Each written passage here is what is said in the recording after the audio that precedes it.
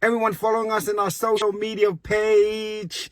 I'm up early this morning. It's about 5:30 in the morning. If you can see back over there, it is still dark outside, but I'm up early, about to go for a morning walk with a special someone, and we'll be having a special conversation. This conversation you do not want to miss.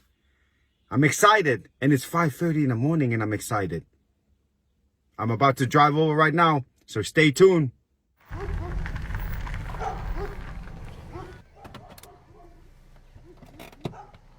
Lord Fakafanua. Hey, Lala. Should we go for a walk? Yeah.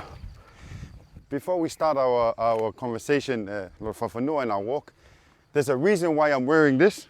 I know I've got my walking attire in underneath this, but first, because I'm talking to you, you're noble. Second, I actually want to advocate for this, because you can actually put your keys in these little flaps, and then since I'm walking and talking, I've got my notes as well. So it's good little, if people want to walk with, run with their tawala, it's good. Water bottles can actually fit in here, so yeah. In the closing, the soft closing of Parliament, in the King's speech, he advocates for us Tongans to going back into to our plantation, going back to our land, and trying not to consume so much of the food that we import from overseas.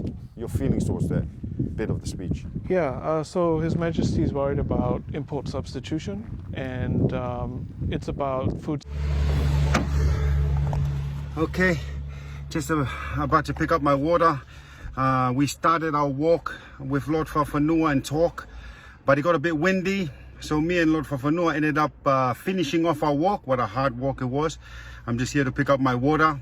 We're about to go into the little restaurant at the swimming pool area in Tauliki and finish off our conversation that we started before we walked. But big thank you to Lord Fakafanua for pushing healthy living and being active, especially getting me out this morning for that awesome walk. What a good little walk we had this morning, and if anyone out there that's going to be watching this when I posted Lord Fakafanua, the reason why I wore my tawala on top of my walking gear this morning is I was first talking to you, one of our nobles here in Tonga, and it's traditional for us to wear tawala when we talk, and especially when I'm going to be posting in public.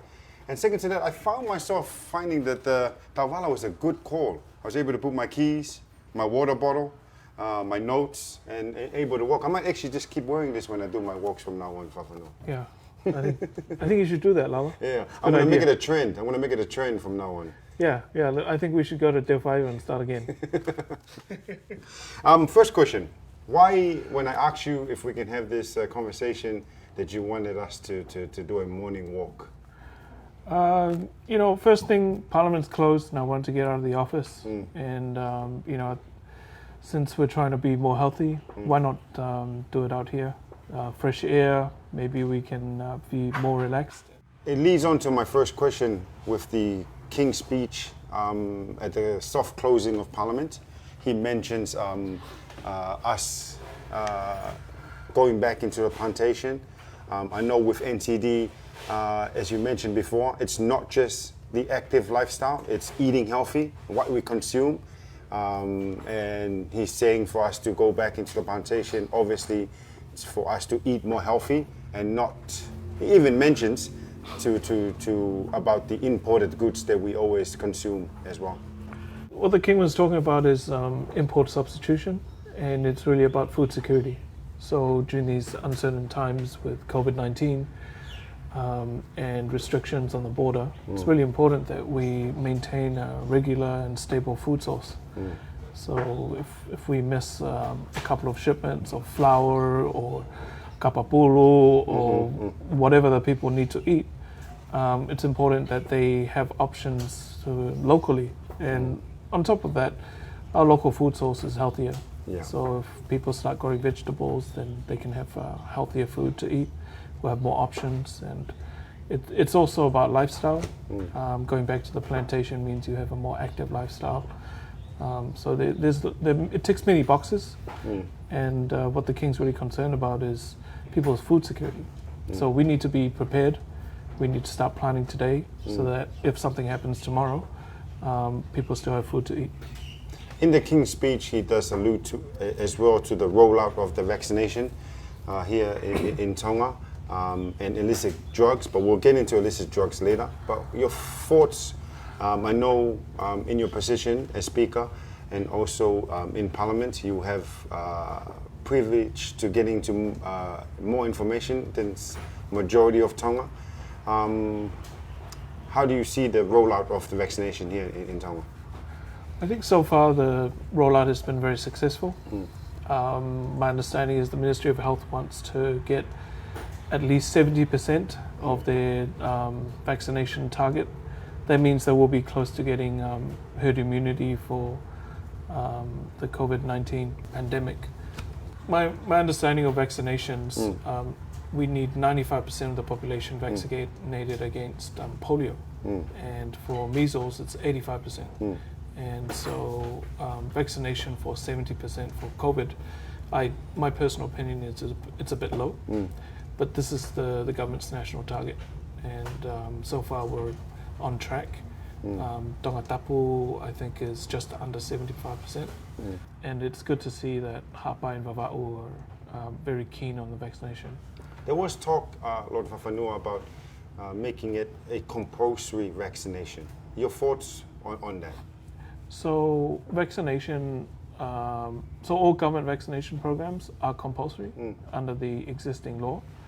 And all they did when the government decided to add to that law, the Vaccination Act, was to add a penalty if you don't have a legal excuse, a good enough excuse. So I'm sure there are certain beliefs and people have belief systems that might prevent them from taking up the mandatory vaccination. And I guess that's something that could be tested. But it's not mandatory until the CEO of the Ministry of Health declares it a national health emergency and makes it mandatory. So right now it's not mandatory, but the law gives them the authority to make it mandatory if they see that we need to. And that's where that number I was talking about is important. If we're below those numbers, like take polio for instance, if our vaccination was under 95%, then all the vaccination will be for nothing. And the same for measles. If it was under the 85. herd immunity rate, then it would be all for nothing. And I guess that's where the concern is. Government's target for COVID-19 is 70%. And as long as we reach the 70, we don't have to force the other 30 to vaccinate. But that's all, using what we know today. The number might be different tomorrow. And then there's always the issue with other variants and how effective the current vaccine might be. But even then, you might get more protection from a third or booster shot. So it's good to get vaccinated now, and it would help get you set up for COVID when it eventually comes to Tonga, because I believe COVID-19 will come to Tonga. It's just a matter of when, and we need to use this time to be as prepared as we can in our food preparation and also with our vaccination. There was two speeches that was done by the King. The opening of Parliament and the soft closing of Parliament. The opening of Parliament stirred up a lot of conversation because of the speech and when it was delivered. From the opening to the closing of Parliament, has Parliament passed any law to fulfill the speech he delivered in the opening? So since His Majesty opened Parliament this year, we've managed to approve and pass 22 laws, 31 annual reports, and 33 committee reports. And I think that's a big major achievement. Some of the laws were specifically to address some of the concerns from His Majesty. One of them was regarding the public enterprises. So the annual reports for the public enterprises used to go to Cabinet, and Parliament has changed that, so now they report directly to Parliament. The reason why I asked you about the law that it was passed, Lord Fafanua, you actually stirred up some conversation about a death penalty law against drugs and illicit drugs is a major problem here in Tonga, not just socially, but with our courts and just a problem here in Tonga. Why did you wanted to have this death penalty? We still have it in Tonga, what I've heard, and just adding on drugs into death penalty. We're abolitionist by practice, Okay. and death penalty in Tonga currently exists for murder and Yeah. also treason. Treason. What I proposed to do was to extend the death penalty to include illicit drugs, Yeah. but just the serious cases. Yeah. So if you export or import more than 4 kilograms of a Class A drug, then you could be facing the death penalty or life imprisonment. Yeah. So I propose to attach death penalty as a disincentive. We understand that death penalty against murder is difficult to back because murder is usually done in the heat of the moment. Crimes of passion, not really premeditated. So people don't weigh up the consequences of when they commit that crime. But when you want to deal in drugs, you're affecting the community and children, and people's lives are changed forever negatively. Yeah. And that's completely premeditated because you're profiting from getting people addicted to a substance that is highly addictive, such as most Class A drugs. So being premeditated, having profit from it, I think is an offence that should be punishable to the highest degree. Yeah. Which is death. Which is death. Yeah. And we haven't abolished death penalty in Tonga, even though we don't really practice it. I thought maybe it was the best approach to take it to the furthest that we can. How far did it get? Because there was some lively debate in Parliament. Yeah. And people brought their religious beliefs, and they were talking about how Tonga's enlightened now, which is fair. And in the end, Parliament decided to cap the maximum penalty for that offence with a life sentence. Life sentence.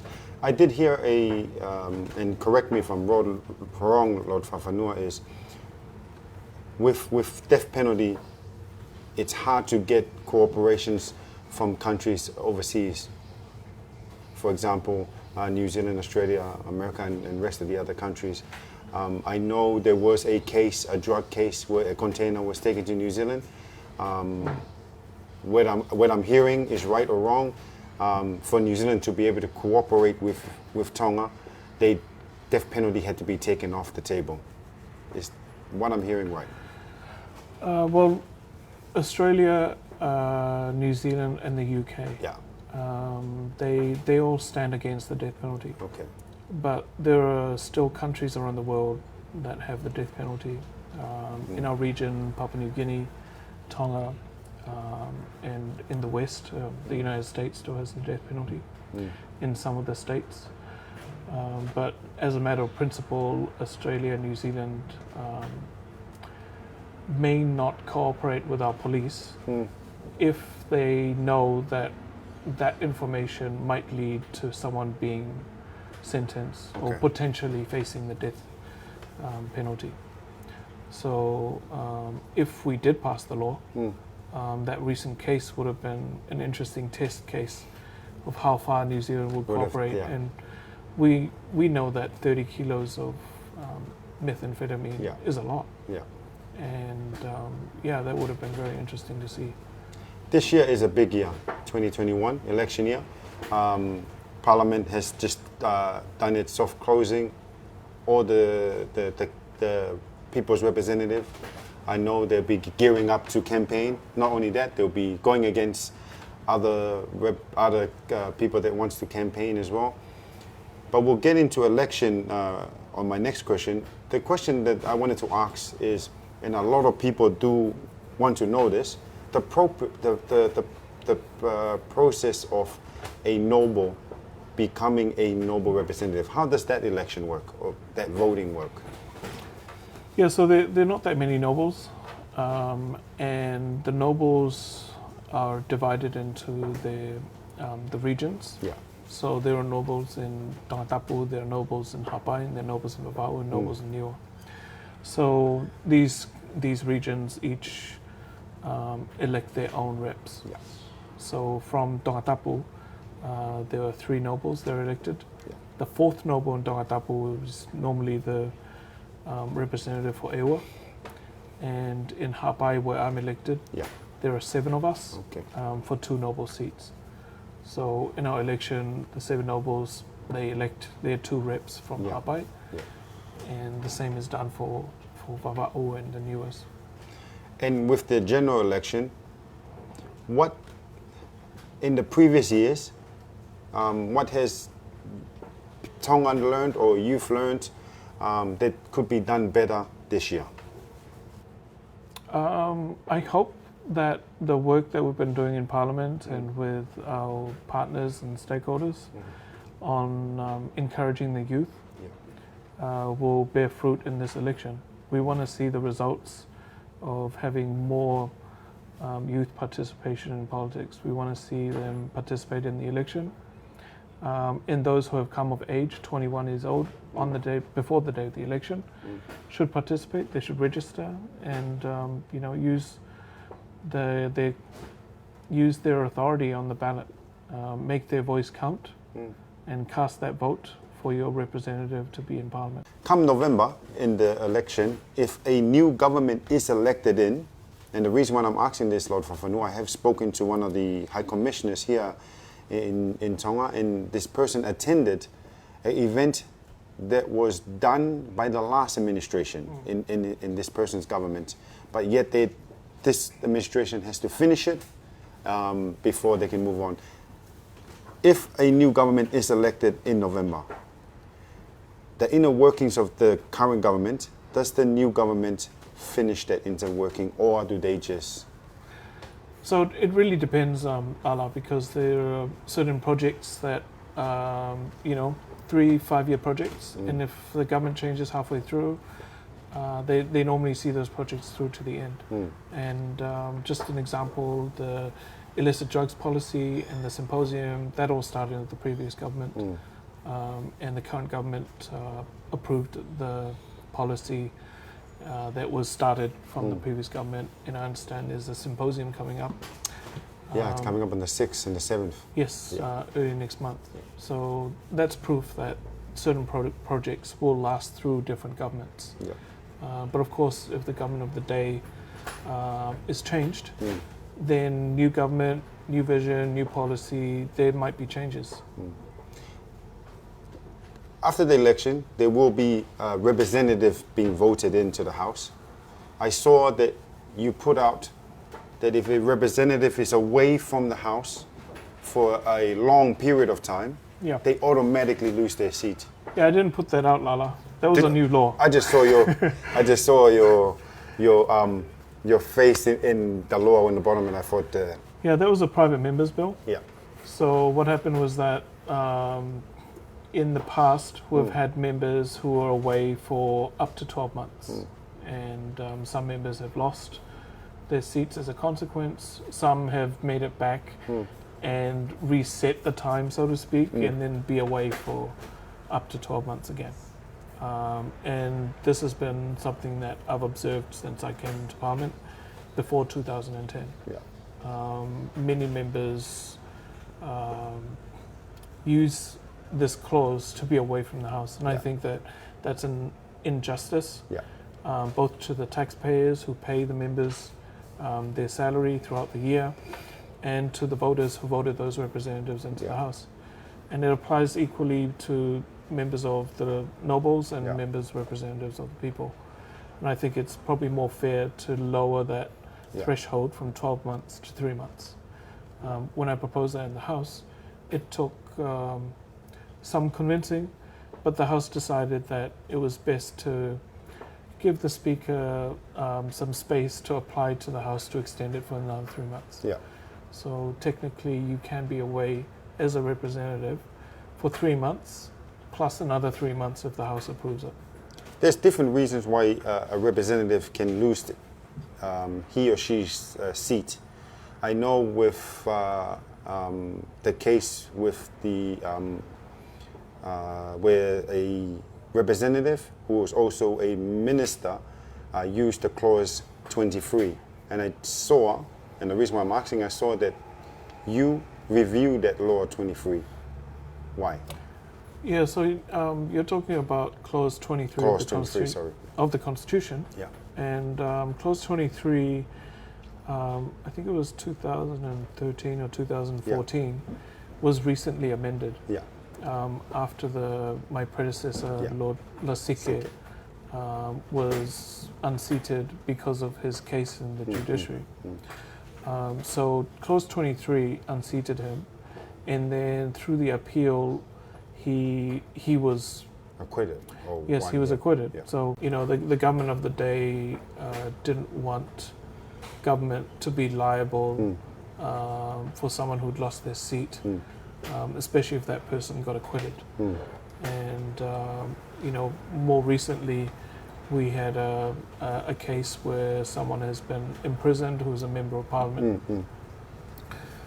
So I had a look at clause 23 again, and I think it was more appropriate to leave it as it was before, and not suspend the operation of clause 23 until an appeal is heard.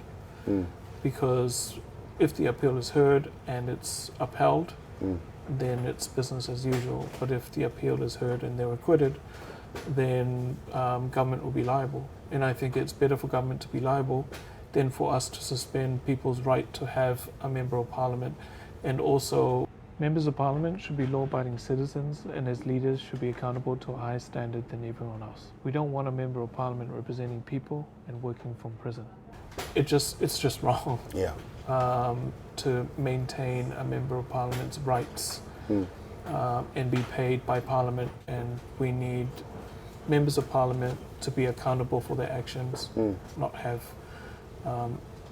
a special treatment, for instance. The reason why, Fakafanua, I've asked about the clause 23 and crime and so forth, Tonga is a very small island, and there's a saying, I don't know if anyone knows this saying but myself, but small town talk.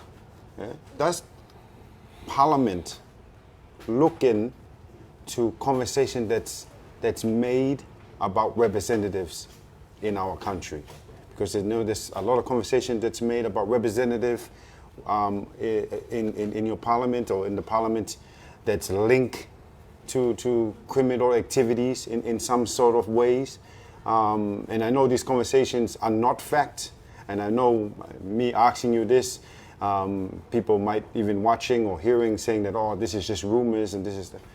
But is there somebody, or do you guys even take notice of it, or do you guys look at it or say, oh yeah, we should have somebody looking into this sort of conversation that's happening in Tonga? The question is, in our country, because it's small, there's people that talks about certain members of parliament that is involved in illegal activities. I can even say it now, involved in some sort of illicit drugs activities. Yeah. Whether it's true or not, do you guys take notice and look at it, or just wait to let it come out to be true? Yeah. So I know that there's a lot of talk on social media, and people have certain opinions about some of the leaders, and I think as an institution, Parliament needs to uphold the rule of law and follow due process. Yeah. We have a social media law, and you can't just make a false accusation or make up a story about someone. So I think those who know should probably report those leaders to the police. I mean, don't blast yourself on social media and start running people down without showing us real proof and hard evidence, because we want that information to be useful in the court Yeah. And we want that information to lead to a prosecution. If one of our leaders is actually, breaking the law, and you know about that, then take that information to the right place. Yeah. If you're worried about your safety or about retribution or whatever, then I'm sure there are certain people that you can rely on that can convey the information. But what we need to see happen is the right information given to the police, and then Crown prosecutors prosecuting these people so that justice can be heard. And it's easy to get swept up. I think a lot of people just want things to happen quickly, Yeah. but these things take time, and I'm sure if the police already suspect certain people, they'll be following and gathering their evidence, and hopefully soon we'll see people getting prosecuted for what they're doing. The last question I have for you, Lord Fafanua, in both speeches, the first and the second, His Majesty urges the people to vote wisely. How important is that message to you? That's really important. Yeah, because if the people don't vote wisely, then they wouldn't have wise people in Parliament. If you vote silly people, then you'll have a silly Parliament. So I think His Majesty is just enforcing the point that the government of the day and the people's representatives that you have and the nobles' representatives are the people that the nobles and the people have elected. So we need to put our best foot forward, and if we want the best for Tonga, we need to vote the best people. And if we want healthy people in our Parliament, then vote healthy people into Parliament. It's kind of obvious, but I think His Majesty is just reminding people that they have a duty to fulfill during the election, and you have a right to voice your opinion of who you think is best to represent you. Thank you very much, Lord Fafanua, and not only for the conversation, but getting me out to have a walk early in the morning. Yeah, no problem. Now we can have breakfast. Now we can have breakfast. Yeah. Malo pita. Malo. Thank you. Thank you, guys.